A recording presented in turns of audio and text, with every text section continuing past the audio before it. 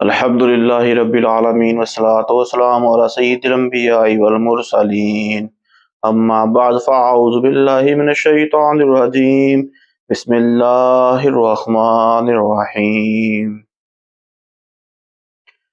اللہم صلی علی محمد وعلی آل محمد وصحابہ وبارک وسلم اللہم انی اسألک علما نافعا اللہم ربی زدنی علما۔ آج ہمارا لیکچر نمبر 12 ہے۔ آج ہمارا ٹاپک حاضر اور ناظر اس کے اوپر ہے۔ حاضر اور ناظر کا مطلب کیا ہے؟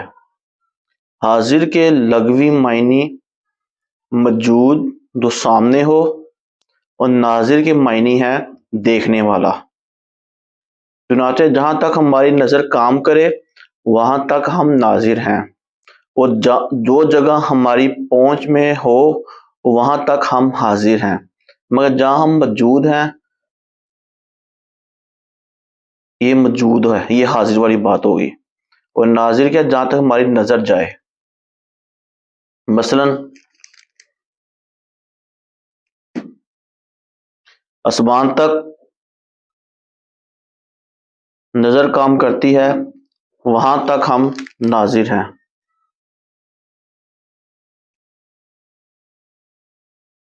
مگر حاضر نہیں، کیونکہ وہاں تک ہم خود نہیں موجود، لیکن ہماری نظر جا رہی ہے، کیونکہ وہاں تک ہماری پہنچ نہیں ہے۔ اور جس کمرے یا گھر میں ہم موجود ہیں وہاں حاضر ہیں کہ اس جگہ ہماری پہنچ ہے۔ جبکہ حاضر اور ناظر کے شرعی معنی یہ ہیں کہ اللہ عز و جل کا بندہ بعطائے الہی ایک ہی جگہ رہ کر تمام جہان کو اپنی ہتھیلی کی طرح دیکھے، اور دور اور قریب کی آوازیں سنے، یا ایک آن میں تمام عالم کی سیر کرے، اور صدہا کوس پر حاجت مندوں کی حاجت روائی کرے۔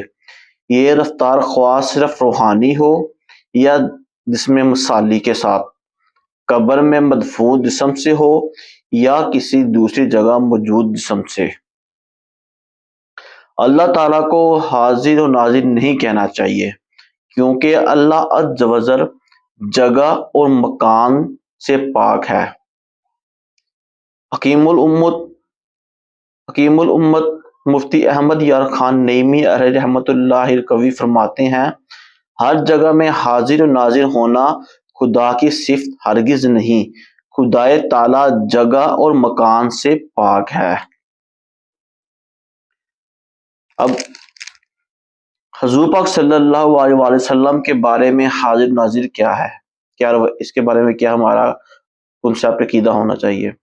اللہ عز و جل کی عطا سے سرکار مدینہ صلی اللہ تعالیٰ علیہ وآلہ وسلم حاضر اور ناظر ہیں، لیکن یعنی آپ صلی اللہ تعالیٰ علیہ وسلم اپنی قبر انوار میں رہتے ہوئے نور نبوت سے اپنے ہر امتی کے ہر عمل کا مشاہدہ فرما رہے ہیں، تمام عالم کو اپنے ہاتھ کی ہتھیلی کی طرح دیکھتے، دور اور نزدیک کی آوازیں سنتے، جہاں چاہیں جتنے مقامات پر چاہیں اللہ عز و جل کی عطا کردہ، اللہ تعالیٰ کی طرف سے عطا کردہ طاقت سے جلوہ گر بھی ہو سکتے ہیں۔ سرکار مدینہ صلی اللہ تعالیٰ علیہ وسلم اپنے جسم بشری کے ساتھ ہر جگہ موجود نہیں، بلکہ آپ صلی اللہ تعالیٰ علیہ وآلہ وسلم اپنی نورانیت، روحانیت اور علمیت کے اعتبار سے ہر جگہ اسی طرح موجود ہے جس طرح سورج آسمان پر ہوتا ہے، لیکن اپنی روشنی اور نورانیت کے ساتھ روئے زمین پر موجود نہیں ہوتا، نورانیت کے ساتھ روئے زمین پر موجود ہوتا ہے۔ البتہ اگر چاہے تو جسم بشری کے ساتھ جہاں چاہیں حاضر ہو سکتے ہیں، کہ آپ صلی اللہ تعالیٰ علیہ وآلہ وسلم اگر چاہیں اللہ کی عطا سے تو جسم بشری کے ساتھ بھی آپ ہر جگہ پہ حاضر ہو سکتے ہیں۔ حاضر و ناظر کا عقیدہ قرآن کریم کی معتد آیات مبارکہ سے ثابت ہے۔ پارہ 22 سورۃ احزاب کی آیت نمبر 45 میں اللہ تعالیٰ ارشاد فرماتا ہے اِنَّا أَرْسَلْنَاكَ شَاہِدًا، ترجمہ بے شک ہم نے تمہیں بھیجا حاضر اور ناظر۔ اس آیت کے تحت تفسیر ہے کہ یعنی ہم نے آپ کو ان سب پر گواہ بنا کر بھیجا جن کی طرف آپ صلی اللہ تعالی علیہ وآلہ وسلم رسول بنا کر بھیجے گے۔ آپ صلی اللہ تعالی علیہ وآلہ وسلم ان کے احوال کو دیکھتے اور ان کے اعمال کا مشاہدہ فرماتے ہیں۔ جو کچھ بھی تصدیق و تکذیب ان سے صادر ہو رہی ہے اس پر گواہ بن رہے ہیں۔ ہدایت اور گمراہی میں سے جس پر بھی لوگ ہیں اس پر بھی آپ صلی اللہ تعالیٰ علیہ وآلہ وسلم گواہ ہیں، اور یہ گواہی آپ صلی اللہ تعالیٰ علیہ وآلہ وسلم قیامت کے دن ادا فرمائیں گے، جو امت کے حق میں بھی قبول ہوگی اور مخالفت کے حق میں بھی۔ یہ سب اسی وقت ہو سکتا ہے جب آپ صلی اللہ علیہ وسلم اعمال امت پر حاضر اور ناظر ہوں۔ پارہ 2 سورۃ بقرہ کی آیت نمبر 143 اللہ تعالیٰ ارشاد فرماتا ہے، ترجمہ اور بات یوں ہی ہے کہ ہم نے تمہیں کیا سب امتوں میں افضل کہ تم لوگوں پر گواہ ہو اور یہ رسول تمہارے نگہبان ہو گواہ۔ اس آیت کے تحت حضور پاک صلی اللہ علیہ وسلم کا امت کے بارے میں گواہی دینے کا مطلب یہ ہے کہ آپ نور حق کی وجہ سے دین پر چلنے والے ہر دیندار کے رتبے کو جانتے ہیں اور اس کے دین کی حقیقت کو بھی، اس رکاوٹ سے بھی واقف ہیں جس نے امتی کو دین میں کمال حاصل کرنے سے روک رکھا ہے۔ بس آپ صلی اللہ تعالیٰ علیہ وآلہ وسلم اپنی امت کے گناہوں کو پہچانتے ہیں، ان کے ایمان کی حقیقت کو، امت کے اعمال کو، ان کی نیکیوں، برائیوں، اخلاص اور نفاق سب کو نور حق کی وجہ سے جانتے اور پہچانتے ہیں۔ یہ سب اسی صورت میں ممکن ہے آپ صلی اللہ تعالیٰ علیہ وآلہ وسلم اعمال امت پر حاضر اور ناظر ہوں۔ حاضر اور ناظر کا عقیدہ احادیث کریمہ سے بھی ثابت ہے۔ حضرت سیدنا ثوبان رضی اللہ تعالیٰ عنہ سے مروی ہے کہ سرکار مدینہ صلی اللہ تعالیٰ علیہ وآلہ وسلم نے ارشاد فرمایا، اللہ عز و جل نے میرے لیے زمین سمیٹ دی تو میں نے اس کے مشرق و مغرب کا تمام حصہ دیکھ لیا، اور ان قریب میری امت کی حکومت وہاں تک پہنچے گی جہاں تک کہ زمین میرے لیے سمیٹی گئی۔ معلوم ہوا کہ آپ صلی اللہ تعالیٰ علیہ وآلہ وسلم ایک مقام پر موجود ہوتے ہوئے پوری روئے زمین کو ملاحظہ فرما رہے تھے۔ حضرت سیدنا اسماء بنت ابی بکر رضی اللہ تعالیٰ عنہ سے مروی ہے کہ سرکار مدینہ صلی اللہ تعالیٰ علیہ وآلہ وسلم نے نماز کسوف ادا فرمائی، فراغت کے بعد اللہ عز و جل کی حمد و ثنا کی، پھر ارشاد فرمایا، ہر وہ شے جس کو میں نے پہلے نہیں دیکھا تھا اسے میں نے اس مقام پر دیکھ لیا، یہاں تک کہ جنت و دوزخ کو بھی دیکھ لیا۔ معلوم ہوا کہ آپ صلی اللہ تعالیٰ علیہ وآلہ وسلم نے زمین پر تشریف فرما ہو کر جنت و دوزخ کو ملاحظہ فرمایا۔ ام المؤمنین حضرت سیدنا ام سلمہ رضی اللہ تعالیٰ عنہ سے مروی ہے کہ ایک شب سرکار مدینہ صلی اللہ تعالیٰ علیہ وآلہ وسلم بیدار ہوئے اور فرمایا، سبحان اللہ، اس رات میں کس قدر فتنے اور خزانے اتارے گئے ہیں۔ معلوم ہوا کہ آپ صلی اللہ تعالیٰ علیہ وآلہ وسلم آئندہ ہونے والے فتنوں کو بچشمے ملاحظہ فرما رہے ہیں۔ حضرت سیدنا انس رضی اللہ تعالیٰ عنہ سے مروی ہے کہ سرکار مدینہ صلی اللہ تعالیٰ علیہ وآلہ وسلم نے جنگ موتا میں شریک حضرت سیدنا زید، حضرت سیدنا جعفر، حضرت سیدنا ابن رواحہ رضی اللہ تعالیٰ عنہم کی شہادت کی خبر لوگوں کو اس طرح دی گویا کہ موتا جو کہ مدینہ منورہ سے بہت ہی دور ہے، وہاں وہ جو کچھ ہو رہا ہے اس کو سرکار مدینہ صلی اللہ تعالی علیہ وآلہ وسلم مدینہ شریف میں دیکھ رہے ہیں کہ جنگ موتا کا جو میدان تھا وہ مدینہ شریف سے بہت زیادہ دور تھا، لیکن آپ صلی اللہ تعالی علیہ وآلہ وسلم اس طرح ارشاد فرما رہے تھے جیسے کہ آپ جگہ پہ موجود ہوں۔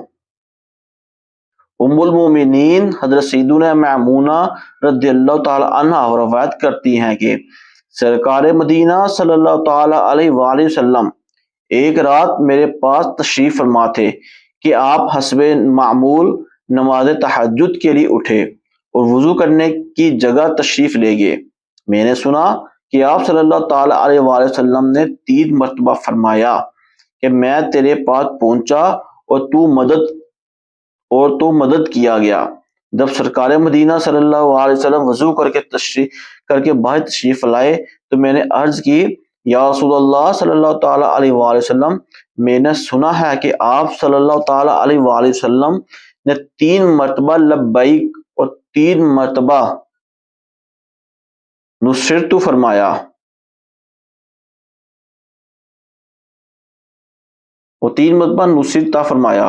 گویا کہ آپ صلی اللہ تعالی علیہ وآلہ وسلم کسی سے کلام فرما رہے ہیں۔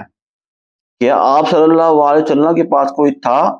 تو حضور صلی اللہ تعالی علیہ وآلہ وسلم نے ارشاد فرمایا، راجد مجھ سے فریاد کر رہا تھا۔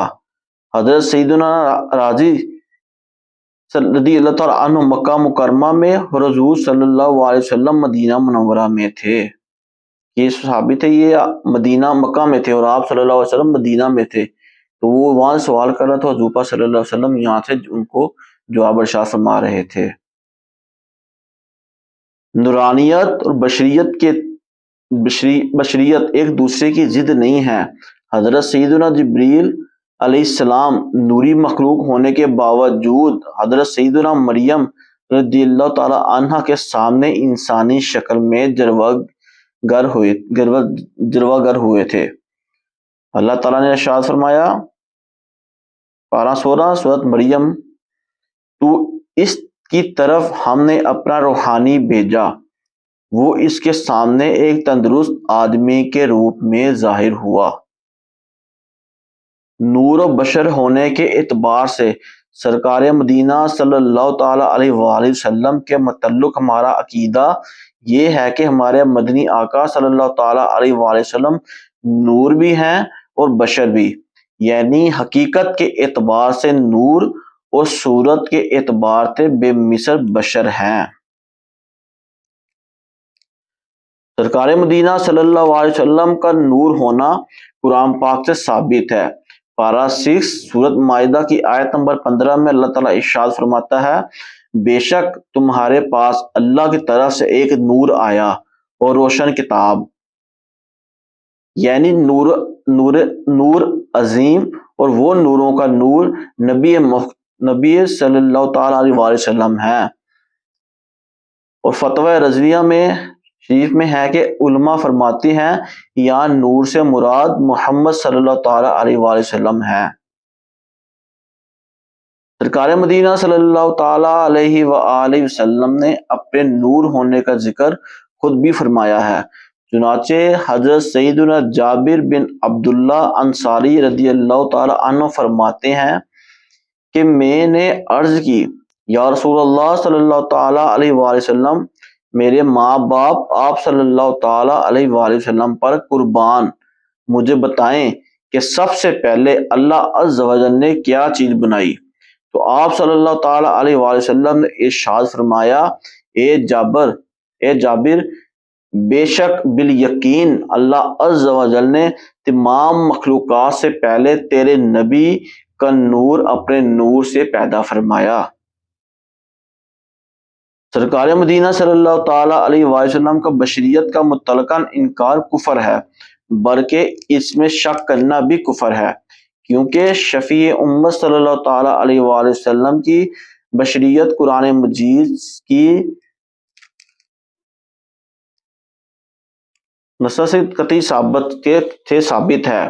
ہاں، اپنے جیسا بشر نہ کہیں، خیر البشر سید البشر کہیں، کیونکہ تمام انبیاء کرام علیہ الصلوۃ والسلام بشر ہی تھے، جیسا کہ فرمانے باری تعالیٰ ہے وَمَا أَرْسَلْنَا مِن قَبْلِكَ إِلَّا رِجَالًا، ہم نے تم سے پہلے جتنے رسول بھیجے سب مرد ہی تھے۔ سرکار مدینہ صلی اللہ تعالیٰ علیہ وآلہ وسلم کو اپنے جیسا بشر کہنا اہل ایمان کا طریقہ نہیں، کیونکہ بقصد تحقیر ایسا کہنا ناپاک ارادے کی بنا پر بلا شبہ کفر ہے۔ یقیناً آپ صلی اللہ تعالیٰ علیہ وآلہ وسلم بشر بھی ہیں، لیکن آپ کی بشریت عام انسانوں کی طرح نہیں، لہذا آپ کی بشریت کو عام انسانوں کی طرح قرار دینا مسلمانوں کا شیوا نہیں، بلکہ قرآن کریم میں مختلف مقامات پر اسے کافروں کا طریقہ بتایا گیا ہے کہ وہ اپنے نبی کو اپنے جیسا بشر سمجھتے تھے۔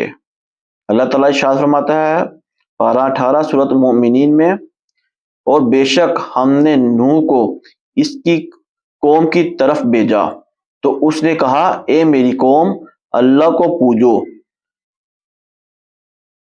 اس کے سوا تمہارا کوئی خدا نہیں، تو کیا تمہیں ڈر نہیں؟ تو اس کی قوم کے جن سرداروں نے کفر کیا بولے یہ تو نہیں مگر تم جیسا آدمی۔ معلوم ہوا کہ نبی کی شان گھٹانے کے لیے بشر کی رٹ لگانا کفرانہ ہزار کا طریقہ ہے، اور سرکار مدینہ صلی اللہ تعالی وآلہ وسلم تو بشر تو ہیں مگر ہماری مثل نہیں، بلکہ افضل البشر ہیں۔